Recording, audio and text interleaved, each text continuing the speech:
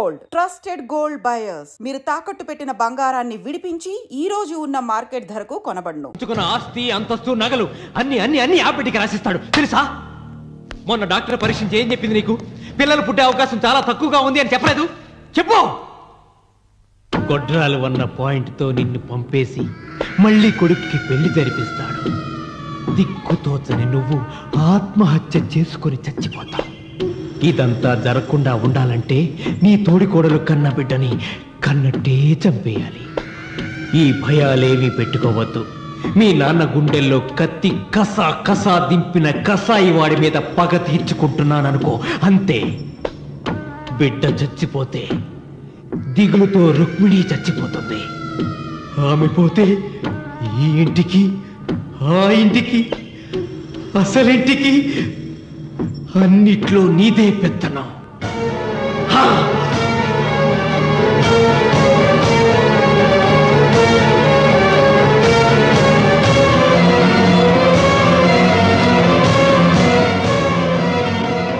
నాకు చిన్న సాయం చేయాలి, చేస్తావా? ఏంటమ్మా? బిడ్డకి పాలల్లో విషం కలపాలి. అయ్యో, నేను నడ్డాను కాదమ్మా.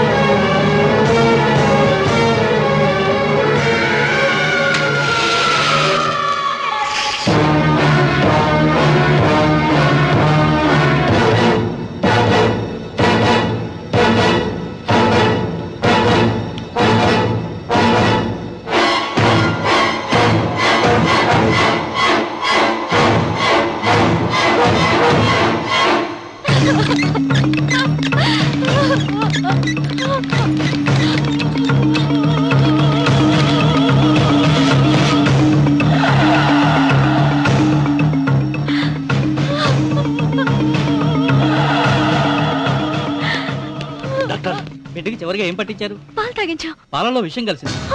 Sister, call doctor Reddy. చివరిగా పాలు ఎవరు పట్టించారు?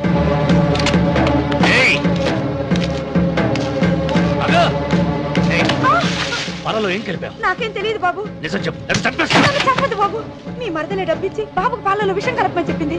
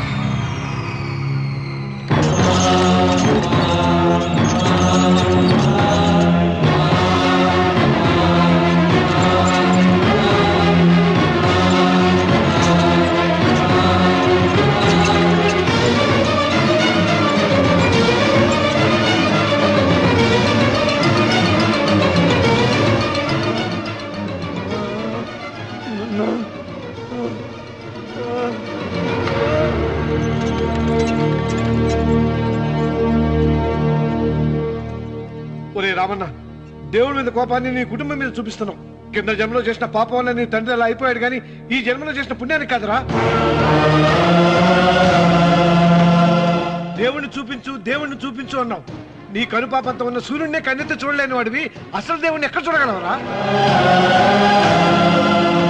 రామన్న, శాపాన్ని ఎదిరించి పుట్టాడని గర్వపడిన నీ మనవడు ఇప్పుడు చావు బతుకుల్లో ఉన్నాడు రా. గాయపడిన నీ రెండో కొడుకు ఇక్కడ చచ్చిపోతే నీ పెద్ద కొడుకుని ఉరి తీస్తారా? కొడుకుల్ని, కోడల్ని, మనవడిని, భార్యని అందరినీ పోగొట్టుకుని నువ్వు ఒక్కడమే బతికి సాధించేదేమిట్రా?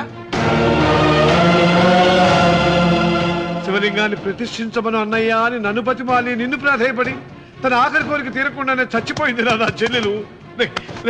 బ్రతికుండగా నీ భార్య కోరిక తీర్చలేదు.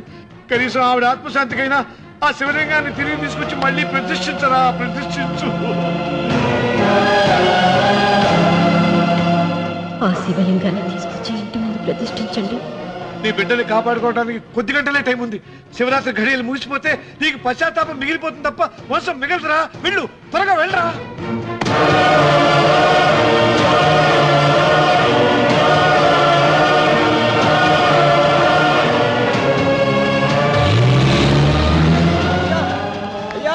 అయ్యా గారు,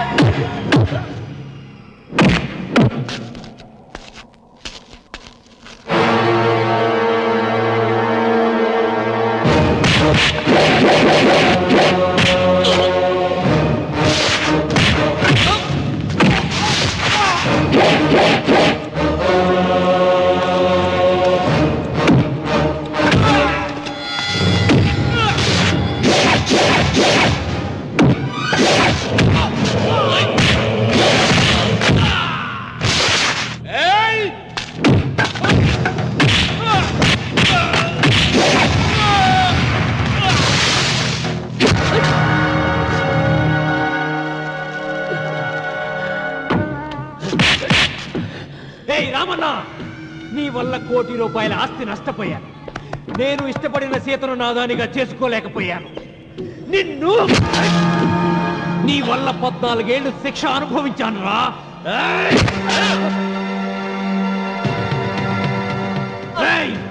ఒంటరితనం నాకు అంటగట్టిన నిన్ను నీ కుటుంబంతో కలిసి ఉండనివ్వనురా.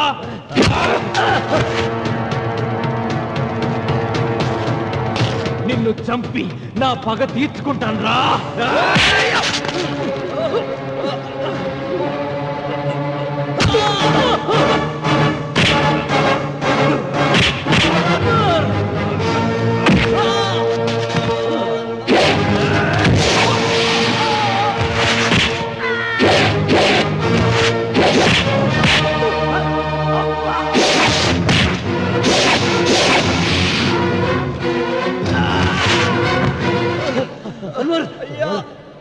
అయ్యా, శివలింగం.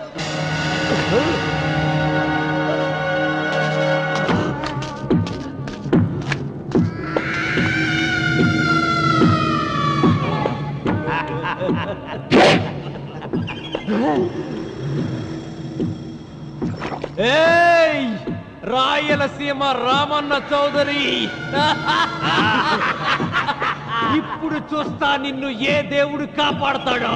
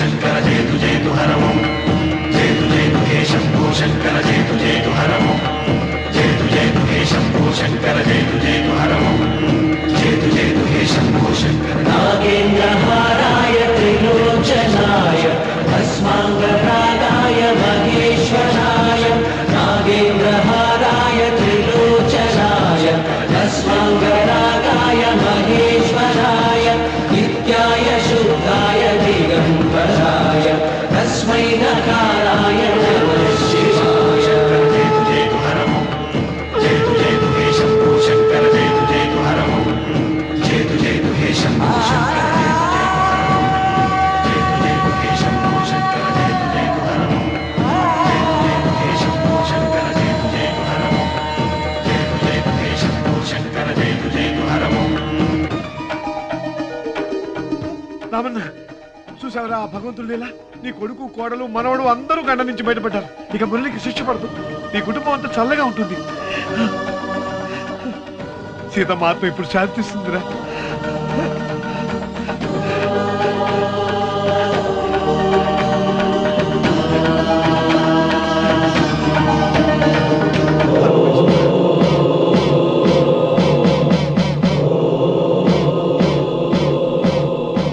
రామన్న రామన్న రామన్న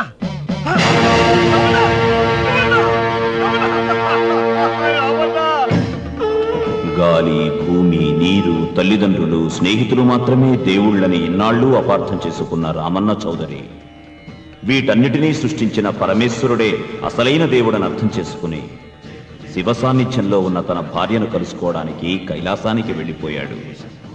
జీవితం చరితార్థం చేసుకున్నాడు. జయతు జయతు హే శంభో శంకర జయతు జయతు హరము